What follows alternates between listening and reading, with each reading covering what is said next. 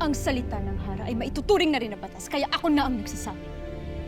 Pinapalaya ko na siya sa lahat ng kanyang parusa. Pinagtatanggol mo pa ang Vedalhe? Ang dumukot sa'yo, Hara? Gusto na, mahal na Hara. Hindi mo na ako kailangan ipagtanggol pa. Buong loob kong tatanggapin ang parusa sapagkat totoong nagkasala ako sa inyo.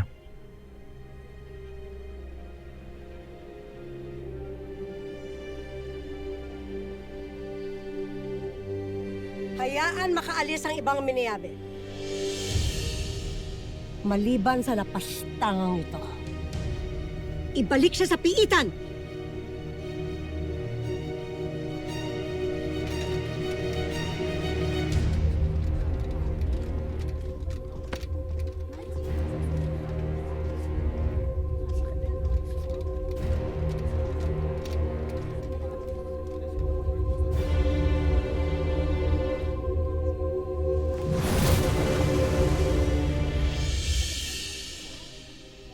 Abisala sa inyong lahat.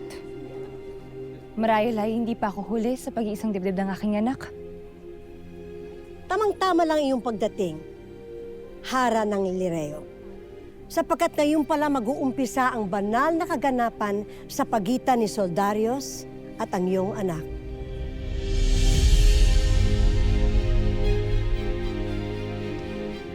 Mabuti naman kung ganon.